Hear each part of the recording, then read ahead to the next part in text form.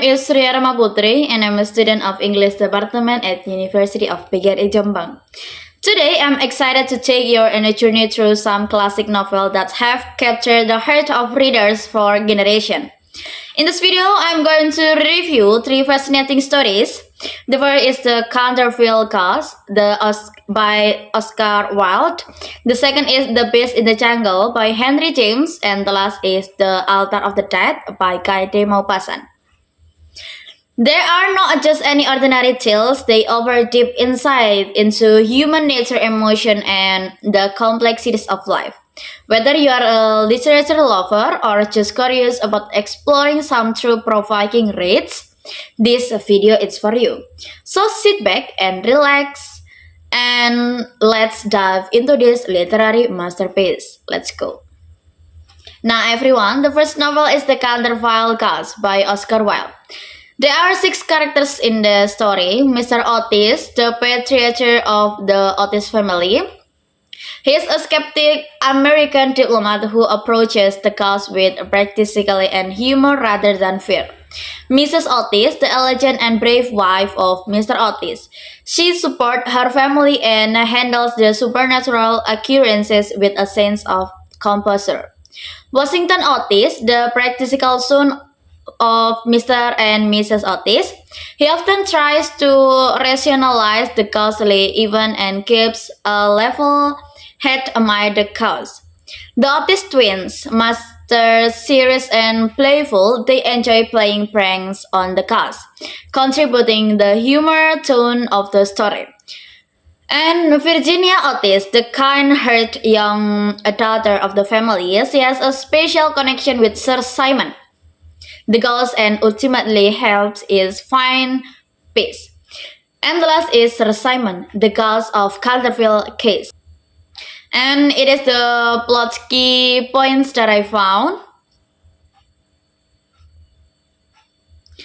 And now I will tell you about the novel. The story begins when the Otis family, an American family, buys an old house called Counterfield Case in England. Despite being worried by the house is haunted, they decided to live there. From the start, they experienced various mysterious phenomena caused by a ghost named Sir Simon. The ghost has haunted Counterfield Case for 3 centuries since he was commended for murdering his wife. Sir Simon killed his wife due to personal issues in their household. He was frustrated because his wife could not meet his domestic needs, such as cooking well and preparing food for his liking. One incident that made him angry was when his wife served that deer he hunted in a way he did not like. However, after killing his wife, Sir Simon was haunted by guilt and ultimately served by death of the hands of his family. Every attempt by Sir Simon to scare the Otis family fails as they respond with practical logic, humor, or indifference. In fact, Mr. Otis even overoil or dampen the sound of the chains used by the ghost, and the twins often play pranks on him.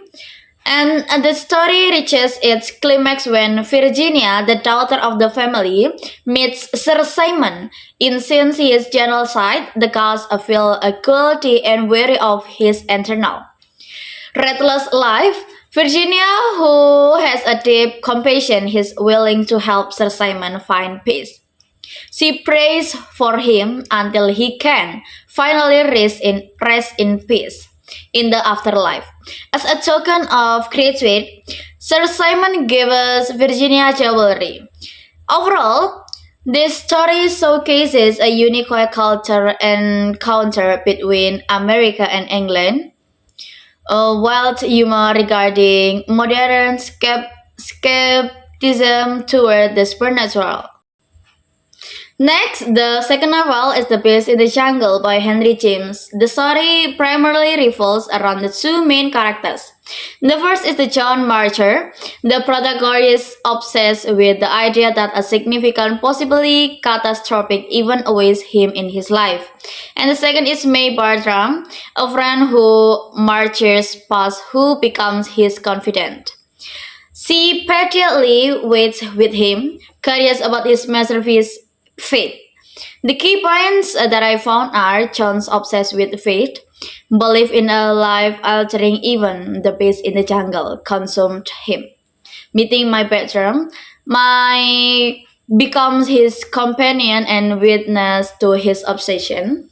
My May's devotion, May sacrifice his life, loyally waiting with Jones despite her doubt.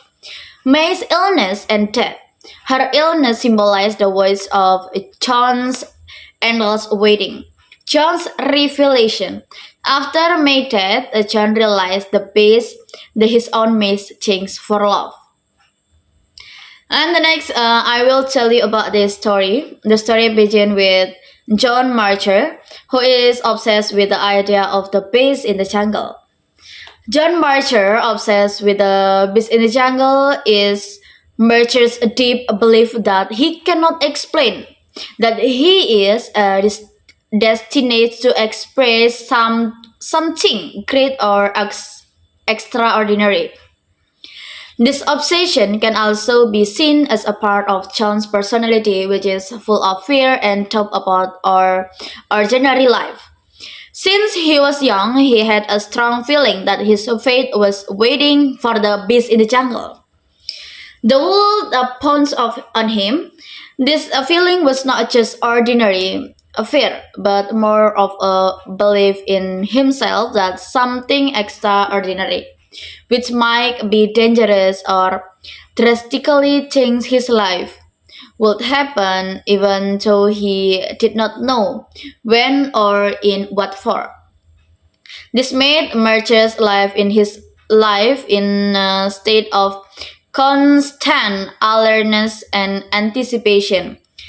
Feeling different from others who live their lives without a burden of such premonitions, John met May Bartram when they were both in Italy, more precisely on the way from Rome and Naples.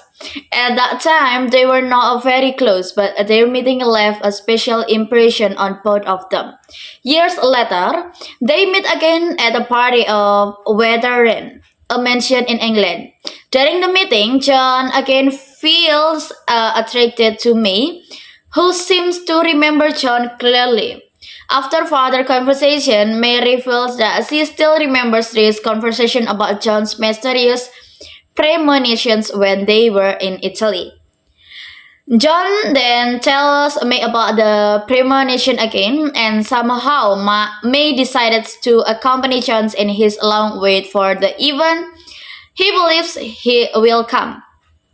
Although not fully understanding, May listens and tries to understand John's beliefs, even willing to be a witness in his life to wait together. In this relationship that is slowly being built, May becomes a loyal listener, showing patience and genuine concern. May acts as a loving friend, providing emotional support without laughing at John's obsession.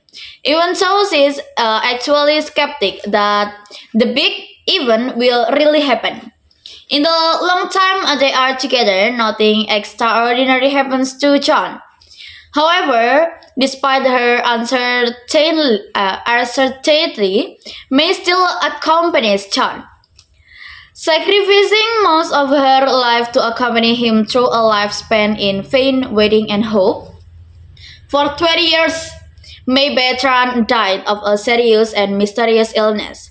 In the novel, May's illness becomes an additional symbol of the vain waiting and certainty that surrounds John Marcher's life.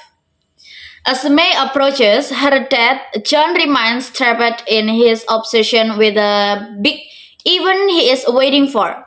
without realizing that he is losing the only person who truly cares about him. The message in this story remind us that obsession with an uncertain future only prevents us from living in the present and enjoying the presence of those closest to us. As John finally realized that the beast in the forest or jungle he is waiting for is the faint waiting and loss of love from mine, and who has been waitful by his side.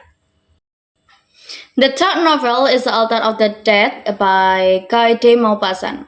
The main characters are George Storms, the main character who builds an altar in a church who honor the memories of loved ones he has lost.